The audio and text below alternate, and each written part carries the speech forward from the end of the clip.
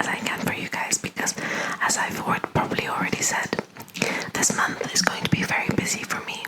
So I'm trying my very best to stay consistent.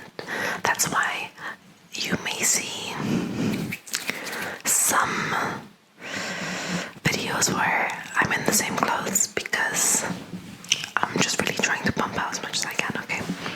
Sorry for, I don't know what I'm apologizing for, but I'm sorry. Today, I thought I'd read one chapter of Pride and Prejudice.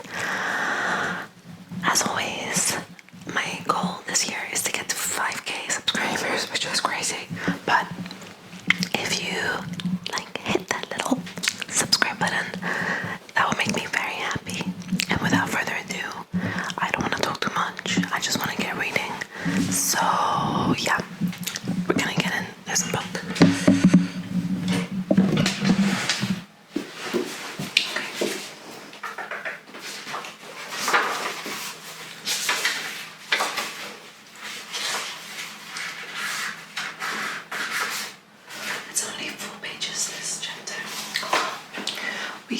We can figure something out.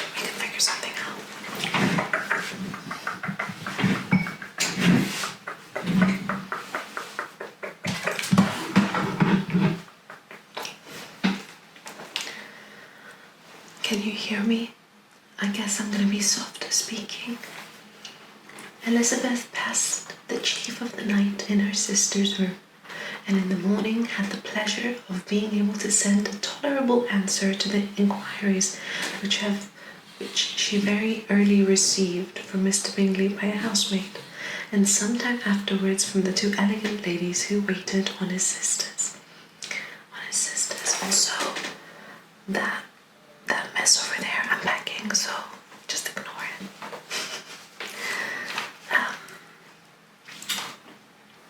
In spite of his amendment, however, she requested to have a note sent to Longbourn, desiring her mother to visit Jane and form her own judgment of her situation. The note was immediately dispatched, and its contents as quickly complied with. Mrs. Bennet, accompanied by her two youngest girls, reached Netherfield soon after the family breakfast. Had she found Jane in any apparent danger, Mrs. Bennet would have been very miserable. But being satisfied on seeing her that her illness was not alarming, she had no wish of her recovering immediately, as her restoration to health would probably remove her from Netherfield. She would not listen, therefore, to her daughter's proposal of being carried home. Neither did the apothecary, who arrived about the same time, think it at all advisable. After sitting a little while with Jane, on Miss Bingley's appearance and invitation, the mother and three daughters all attended her into the breakfast parlour. Bingley met them with hopes that Mrs. Bennet had not found Miss Bennet worse than she expected. "Indeed I have, sir," was her answer. "She is a great too ill to be moved. Mr. Jones says we must not think of moving her. We must trespass a little longer on your kindness." "Removed," cried Bingley. "It must not be thought of. My sister, I am sure, will not hear of her removal." "You may depend upon it, madam," said Miss Bingley, with cold civility, that Miss Bennet will receive every possible attention while she remains with us. Mrs. Bennet was profuse in her acknowledgments. "I am sure," she added, "if it was not for such good friends, I do not know what would become of her, for she is very ill indeed, and suffers a vast deal, though with the greatest patience in the world, which is always the way for her, for she has, without exception, the sweetest temper I have ever met with." "I often tell my other girls they are nothing to her." "You have a sweet room here, Mr. Bingley, and a charming prospect over the gravel walk. I do not know a place in the country that is equal to Netherfield. You will not think of quitting it in a hurry, I hope, though you have but a short lease." Whatever I do is done in a hurry, replied he, and therefore if I should resolve to quit Netherfield, I should probably be off in 5 minutes. At present, however, I consider myself as quite fixed here. That is exactly what I should have supposed of you, said Elizabeth. You begin to comprehend me, do you? Cried he, turning toward her. Oh yes, I understand you perfectly.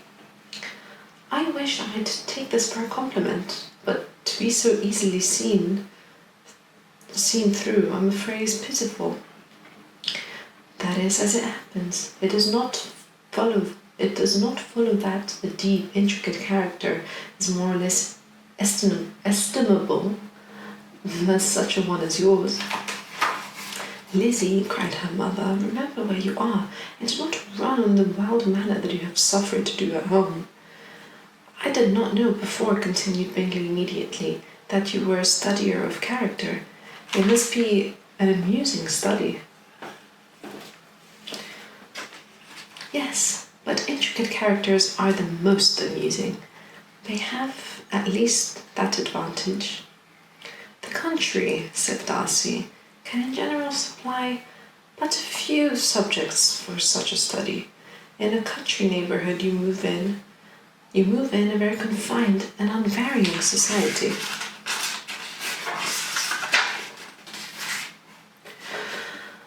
But people themselves alter so much that there is something new to be observed in them forever. Yes, indeed, cried Mrs. Bennet, offended by his manner of mentioning a country neighbourhood. I assure you that there is quite as much of that going on in the country as in town. Everybody was surprised, and Darcy, after looking at her for a moment, turned silently away.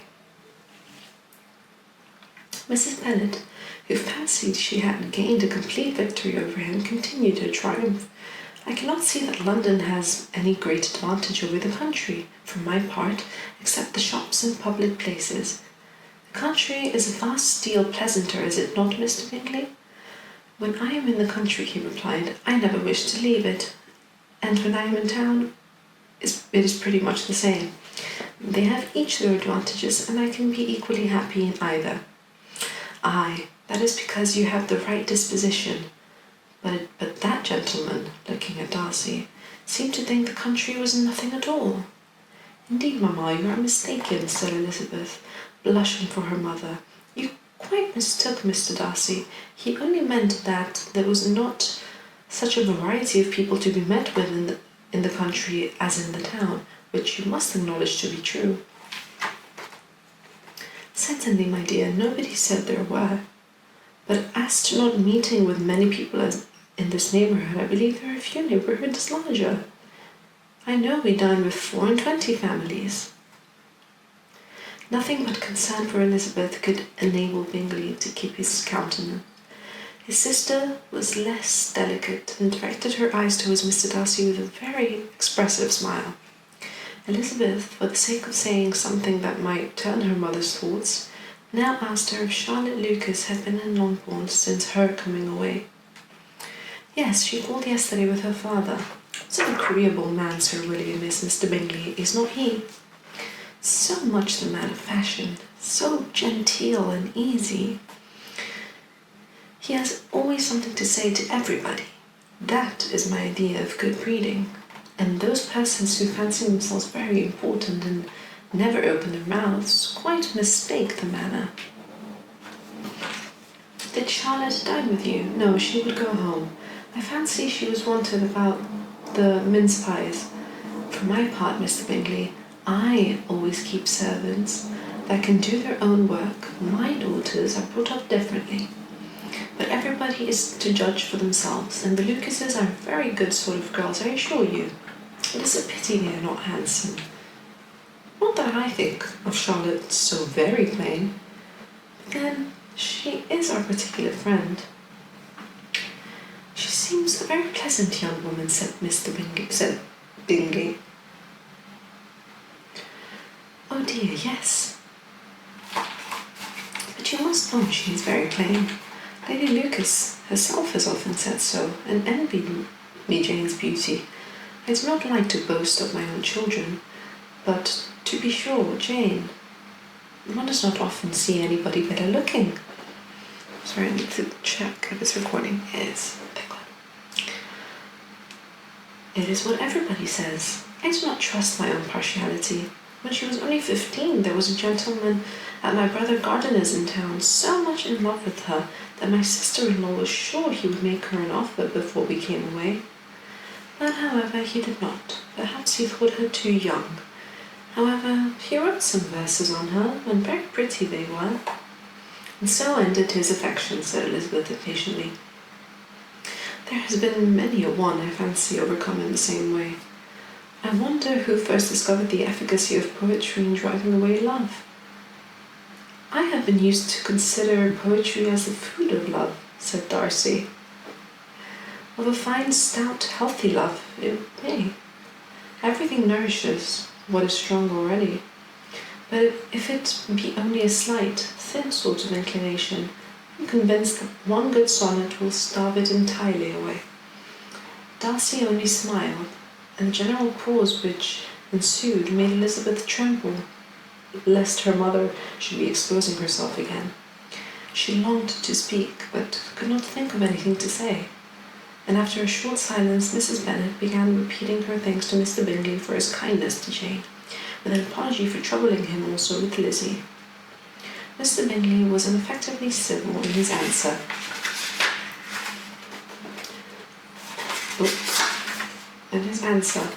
And forced his young sister to be civil also, and say what the occasion required. She performed her part indeed without much graciousness, but Mrs. Bennet was satisfied, and soon afterwards ordered her carriage. Upon this signal, the youngest of her daughters put herself forward. The two girls had been whispering to each other during the whole visit, and the result of it was that the youngest should task Mr. Bingley with having promised on his first coming to the country to give a ball at Netherfield. Lydia was a stout, well-grown girl of 15, with a fine complexion and good-humoured countenance, a favourite with her mother, whose affection had brought her into public at an early age. She had high animal spirits, and a sort of natural self-consequence, which the attention of the officers, to whom her uncle's good dinners and her own easy manners recommended her, had increased into assurance. Do you know when you're reading and you kind of get lost on the page, so your eyes kind of just like, whoa, what am I reading? Kind of need to refocus. That's what I'm going through right now. She was very equal, therefore, to address Mr. Bingley on the subject of the ball, and abruptly reminded him of his promise, adding that it was to be the most shameful thing in the world if he did not keep it. His answer to this sudden attack was delightful to their mother's ear. I am perfectly ready, I assure you, to keep my engagement, and when your sister is recovered, you shall, if you please, name the very day of the ball, but you would not wish to be dancing while she is ill. Lydia declared herself satisfied. Oh yes, it would be much better to wait until Jane was well, and by that time most likely Captain Carter would be in Meryton again. And when you have given your ball, she added, I shall insist on their giving one also. I shall tell Colonel this stupid word again, Colonel Foster. It will be quite a shame if he does not. Mrs. Bennet and her daughters then departed, and Elizabeth returned instantly to Jane, leaving her own and her relations' behaviour to the remarks of the two ladies and Mr. Darcy, the latter of whom, however, could not be prevailed. Last sentence. We need to do this right. Literally, it is a 5. This is a whole. It's just one sentence. Okay. Mrs. Bennet and her daughters then departed, and Elizabeth returned instantly to Jane, leaving her own and her relations' behaviour to the remarks of the two ladies and Mr. Darcy, the latter of whom, however, could not be prevailed on to join in the censure of her, in spite of all Miss Bingley's witticisms on fine eyes. Ooh. Okay. Was that good? Was that good? Was that good? Was that good? Was that good?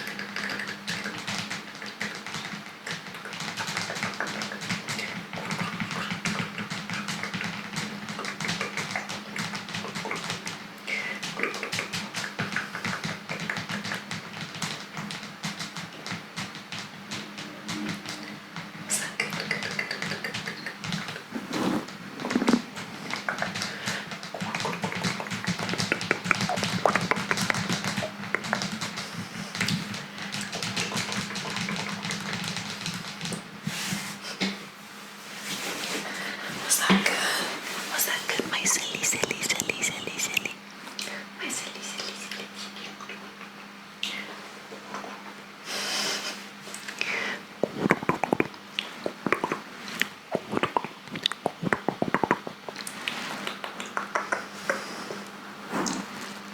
Was that good?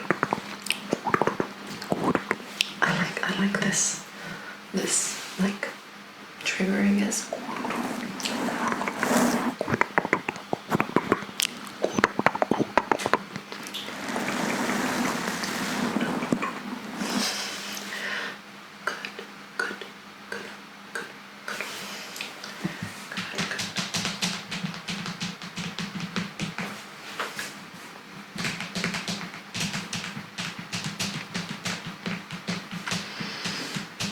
I miss camera tapping because I have, let me show you the little camera I have here.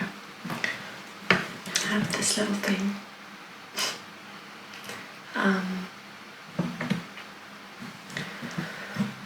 But I can't really tap on it. I don't want to break it. So, yeah, I really miss camera tapping. Just getting in there and going.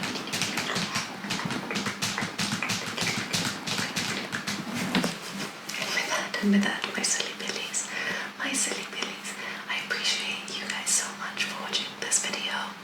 I hope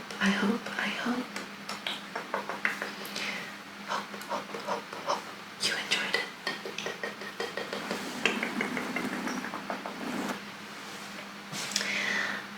Yeah. Without further ado,